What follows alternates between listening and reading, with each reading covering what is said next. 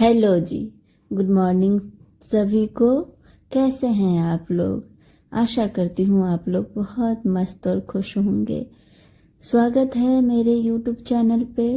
आज का दिन भी हमने 3:35 पे उठ के शुरू किया। उठते ही फ्रेश होके गीता पाठ किया, जो कि मेरे डेली हैबिट में है।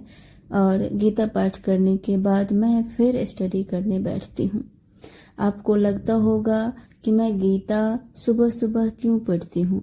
मुझे पढ़ के इतना ज़्यादा मोटिवेशन मिलता है, तो मैं बहुत देर तक स्टडी कर सकती हूँ। मन शांत होता है, घर के जो भी बातें होती है उन सब से दूर एक अलग माहौल बनता है और मन को खुशी मिलती है और मैं पढ़ने में मन लगा के अपना अपना पूरा एफर्ट डालती हूँ। वो कहते हैं ना, आप एक ऐसा भविष्य चाहते हैं जहां आप चीजों को बेहतर होने की उम्मीद कर रहे हैं, न कि ऐसा जहां आप चीजों के बदतर होने की उम्मीद कर रहे हैं। जी हाँ, हमने भी बहुत पहले से एक सपना देखा है। उस सपने में मैं हमेशा रहती हूँ कि मैं अपने भविष्य को बहुत आगे देखना चाहती हूँ, बहुत ही आगे। तो उसके लिए सिर्फ सोचने से नहीं होगा, उसके लिए हमें मेहनत करनी पड़ेगी। जो कोई भी आप देख रहे हो मुझे, सुन रहे हो मुझे, और एक स्टूडेंट हो, एस्पेरेंट हो, और आपको लग रहा है कि मैं कुछ कर सकती हूँ और मैं कर नहीं पा रही हूँ, कैसे करूँ पता नहीं चल रहा है और बहुत देर हो गई है, ऐसी अगर बातें आ रही है तो देर कभी नहीं होता। ऐसा बोलते हैं ना, जब जगा तब सवेरा। तो आप ऐसे ही मान के चलें और आपके पास एज है, हर चीज है, तो आप शुरू करें, देर मत करें और डेली रूटीन बनाएं, रूटीन को फॉलो करने की कोशिश करें, टारगेट बनाएं, टारगेट अचीव करें। कभी देर नहीं होता, कभी भी नहीं। आप जब भी देखो, और ना ही कोई अकेला होता है। कैसे करना, सब कोई कर सकता है, सबके हिम्मत, सबके अंदर उतना ही एफर्ट होता है, उतना ही एफिशिएंसी होती है जो कि एक सक्सेसफुल इंसान में होता है। क्या हुआ जो आज हम कुछ नहीं हैं? क्या हुआ जो आज हम कुछ नहीं हैं? हम अपनी सफलता से कल जरूर बहुत अच्छा बनेंगे। आसमान की ओर देखो, कहते हैं आसमान की ओर देखो, हम अकेले नहीं हैं। पूरा ब्रह्मांड हमारे लिए अनुकूल है और केवल उन्हीं के लिए है जो सपने देखते हैं और काम करते हैं। हाँ, इसके लिए हमें जरूर, सपना तो एक इम्पोर्टेंट है, सपना तो हर कोई देख लेता है, लेकिन अचीव वही करता है, सफलता उसी को मिलती है जो उस पे कड़ी मेहनत करता है। तो देर कुछ नहीं हुआ है, आप उठें और अपने सपनों को जीने में लग जाएं।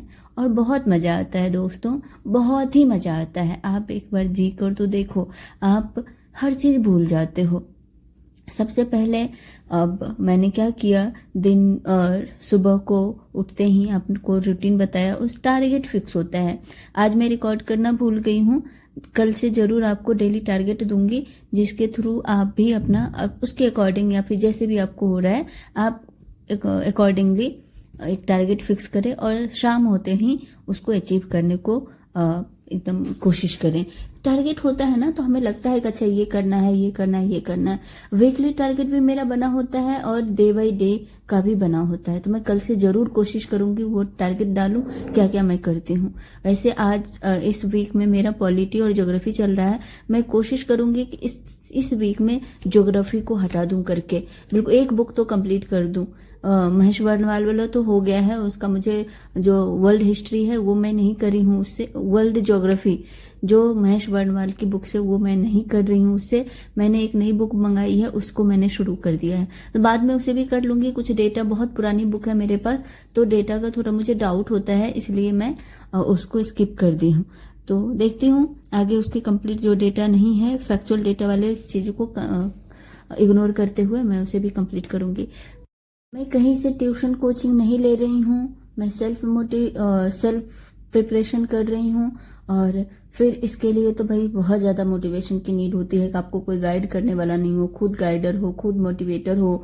तो फिर इसके लिए तो एक स्टेमिना भी चाहिए और सेल्फ मोटिवेशन बहुत ज़रूरी है।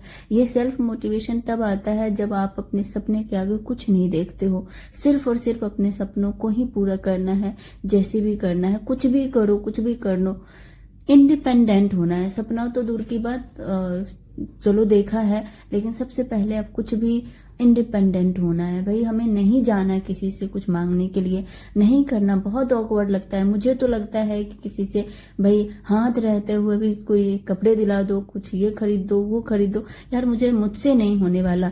तो इसके लिए तो इंडिपेंडेंट होना पड़ेगा। कब तक ये चलेगा? शादी के 7 साल हो चुके हैं और इन 7 सालों में मैंने बहुत गलतियां भी करी है और उन गलतियों को सीख कर मैं आगे बढ़ने की कोशिश कर रही हूँ। अब हो गया, बहुत हो गया, बहुत देरी कर ली मैंने। अब मुझे खुद की सुननी है, खुद की करनी है। मैं इतनी इंटेलिजेंट थी, मैं क्या ही बताऊं। मेरे बारे में अगर कोई बिहार से, समस्तीपुर से देख रहा है, उन्हें जरूर पता होगा, मेरे आसपास के लोग। और बहुत लोग तो ऐसे हैं जो मेरे से बात करना बंद कर दिए हैं। मेरे भैया लोग बहुत ऐसे हैं, मेरे से बात नहीं करते हैं। उन्हें लग रहा है कि तुमने शादी करके अपनी लाइफ बर्बाद कर ली। इतनी इंटेलिजेंट थी मैं अपनी बातें क्यों कर रही हूँ मुझे पता नहीं, लेकिन हाँ, कहीं न कहीं एक कसक सी रह गई है दिल में।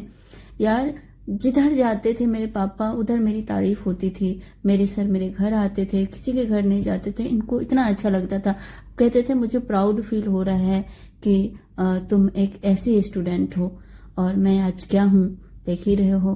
कुछ नहीं कर पाई मैं, हालांकि कुछ नहीं कर पाई ऐसा नहीं बोल सकती, करा तो है, लेकिन सही गाइडेंस की कमी मुझे लगा है। हमेशा सही गाइडेंस की कमी रही है। और ससुराल वाले क्या गाइड करते हैं ये तो सबको पता है, ये कहने वाली बात नहीं है। लेकिन हाँ, उस गाइडेंस में और फिर मैं किसी की बातों से इन्फ्लुएंस भी हो जाती थी। अब नहीं होती, समय बहुत सिखा देती है। अब मैं जल्दी, मुझे जो सही लगता है उसी की बात मैं जल्दी सुनती हूँ। अब मैं किसी की बात नहीं सुनती। पहले मुझे लगता था अच्छा ये भी सही बोल रहे हैं, वो भी सही बोल रहे हैं, ये भी सही कह रहे हैं, और सबकी बातों में आ जाती थी। फिर पजल हो जाती थी कि मुझे क्या करना है। एक्चुअली पता ही नहीं चलता था कि क्या करना है, क्या करूं मैं, कैसे करूं मैं। और कई बार मैंने कंपटीशन एग्जाम भी निकाले हैं और कहीं भी सक्सेसफुल अभी तक नहीं हो पाई हूँ। और बीच में, और 5 साल का तो बेटा है, आप देख ही सकते हो। बीच में थोड़ा टाइम तो 2-3 साल तो हुआ है जो कि मैंने बिल्कुल भी अपने को ध्यान नहीं दिया।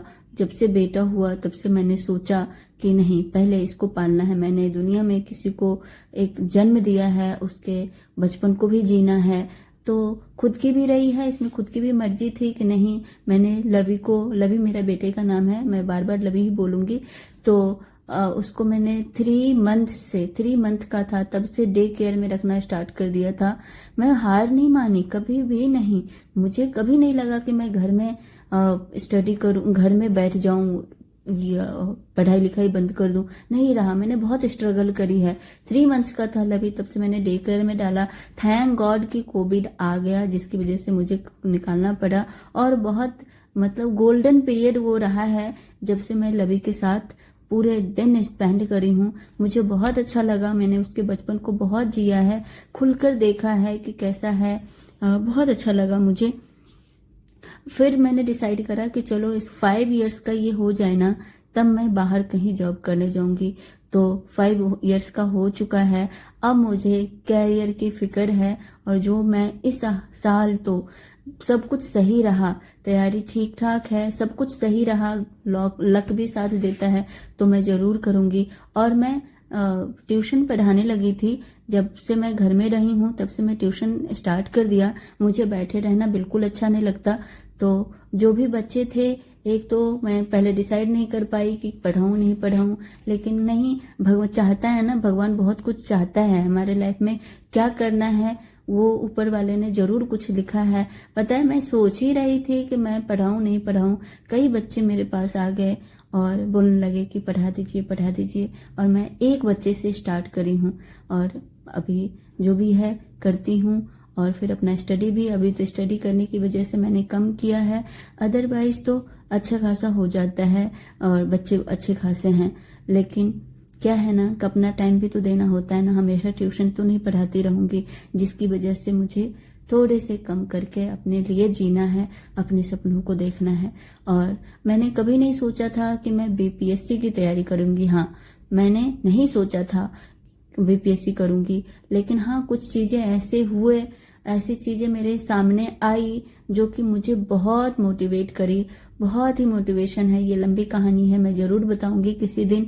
और मुझे कहाँ से मोटिवेशन मिला कि मैं बीपीएससी करूं। मैंने एमएससी करके, बीएड करके, और बीएड, सीटेट, यूपी टेट सब कुछ कर रखा है, लेकिन मोटिवेशन आ गया कि मैं बीपीएससी करूंगी। और नेट की तैयारी कर रही थी। आज से अगर पूछा जाए 3 महीने पहले मैं क्या कर रही थी, जी हाँ, मैंने गेट का पेपर भी दिया है। नेट की तैयारी कर रही थी मैथमेटिक्स से। और मैंने अचानक से अपना डिसीजन बदला। कुछ ऐसे लाइफ में मोड़ आए जिसको देख के मुझे लगा कि नहीं, मुझे बीपीएससी करनी चाहिए। तो मैंने स्टार्ट करा। फिर अब स्टार्ट करा तो हैबिट तो ही मुझे अगर मेरे से हैबिट पूछा जाए कि आपकी हैबिट क्या है, तो मुझे स्टडी करना। मैं एक दिन भी, मैं 30+ हूँ, और एक दिन भी ऐसा नहीं होगा वो शादी फंक्शन को छोड़ के ऐसे कोई नॉर्मल डे में घर में हुआ मैंने स्टडी नहीं करी। मैंने इस बात को जाना, समझा, फिर लगा कि अरे मैं स्टडी कर सकती हूँ। मुझे लगता है मुझे स्टडी करना बहुत पसंद है, बुक्स पढ़ने, और कुछ भी करो, मैथ्स सॉल्व करना, बुक्स पढ़ना मुझे बहुत अच्छा लगता था। तो लगता था कि लगता है, तो मैंने ये चीजों को चुना और फिर मैं स्टडी करने में लग गई। और फिर अपने आप से मैंने टारगेट करा, अपने आप से सब कुछ खुद से ही करा है, कहीं से कोई गाइडेंस नहीं। तो लेकिन देखती हूँ कब तक कर पाती हूँ। कभी कभी तो ऐसा लगता है कि मुझे भी कहीं से कोर्स वगैरह ज्वाइन कर लेना चाहिए। और फिर देखती हूँ खुद से करके पहले एक अटेम्प्ट तो मैं लूंगी, अगर हो जाता है तो सही है, नहीं हुआ तो फिर गाइडेंस की मुझे लगेगा कि चलो गाइड की नीड हो रही है, लेकिन एक अटेम्प्ट तो मैं लूंगी खुद से, अपने आप से करके, पूरे सिलेबस कंप्लीट करते हुए, आंसर राइटिंग करते हुए। देखती हूँ फिर क्या होता है। आपको कैसा लग रहा है मेरा वीडियो, जरूर बताइएगा। आप लोग बैठे मत रहें, स्टडी करना स्टार्ट करें। और थोड़ा सा भी अच्छा लग रहा है तो प्लीज चैनल को लाइक और सब्सक्राइब जरूर करें। और फिर मोटिवेटेड रहें और खुद तो टाइम निकाल कर स्टडी करें। आपके पास बच्चे हैं तो क्या हुआ, आपके पास घर फैमिली है तो क्या हुआ, लेकिन पढ़ाई